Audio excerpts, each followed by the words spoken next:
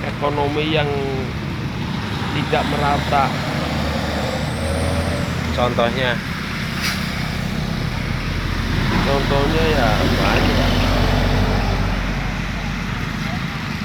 Sekarang saya jualan misalnya nggak laku, gimana saya bisa beli kebutuhan, belanja kebutuhan? Orang jualan sendiri aja nggak laku. Begitu juga orang-orang yang pada produksi barang apa, pada nggak laku. itu karena semuanya perputaran duitnya rendah, apa ada yang ngendap atau ada yang gimana? Satu ya itu, yang kedua apa-apa belinya ongeng, semuanya ongeng. Berarti salah satu faktor dampak online pengaruh juga ya? Banget ah. Ya, semuanya sekarang sudah nggak ada lagi kayak pihak pertama, pihak kedua, pihak ketiga, udah nggak ada lagi. Ya bagaimana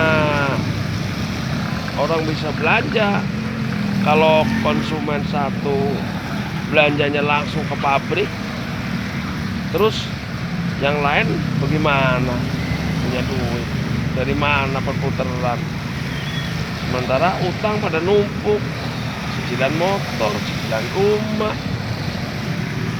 biaya sekolah, biaya kebutuhan banyak.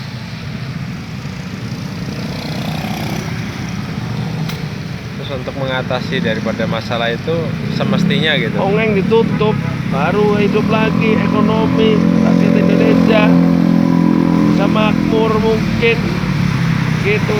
Kurangin utang digedein, pemasukan dikecilin, pajak gede, ya udah langsung hidup.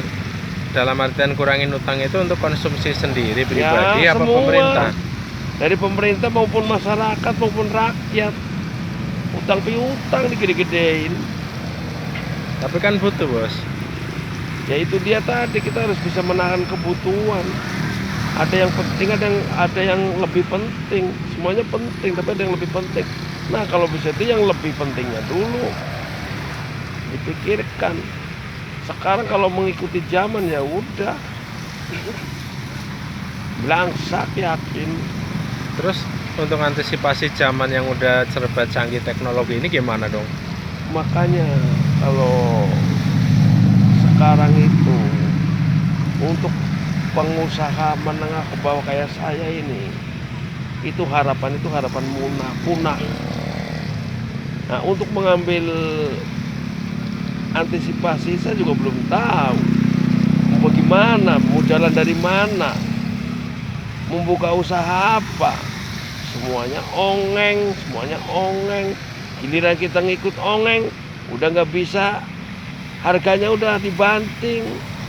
Contoh satu barang kita beli ke bagian produksi sekian, produksi jualnya ongeng sekian, yang beli siapa? Ya tetap aja judulnya saya kalah gara-gara ongeng itu. Jadi ketat persaingan harga. Iya. Diakibatkan karena online telah memberikan harga yang paling murah dari produsen itu ya. Iya, dari murah, bukan masalah dari produksi. Justru produksi ini udah jualan ongeng. Oh. Terus yang kayak saya belanja ke tukang yang produksi buat ongeng juga, ya nggak bisa. Kalah ya. Ya kalah sama yang produksi. Nah, produksi itu barang kita itu masih kalah sama barang luar, impor gitu. Terus Sedangkan harapannya impor dulu, sengerti saya itu dulu importir itu ada jalurnya, dari importir turun ke grosir, dari grosir turun ke toko, dari toko baru konsumen. Jadi semuanya hidup. Dan sekarang langsung dari Cukong, dari Cina langsung jualan online di sini, di Indonesia. Terus orang-orang Indonesia mau makan apa? Semuanya langsung konsumen. Nah, itu aturannya bagaimana coba? Sedangkan produksi barang kita itu, barangnya saya akui sebagai pedagang itu udah kalah kualitas. Karena biaya produksi dan data kembangnya itu nggak sesuai dibandingkan pengeluaran gitu. Ya kita nggak bisa pungkiri, belanja mahal pasti jualnya mahal, kan begitu. Ya. Sekarang belanja mahal, jual murah atau rugi, Ya. begitu.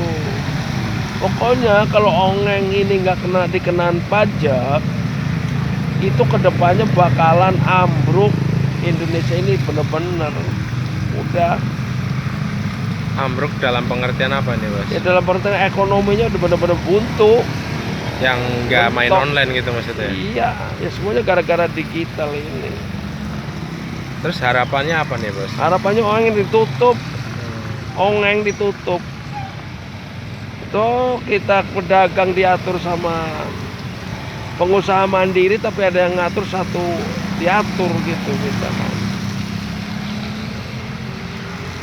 Jadi begitu nggak bisa.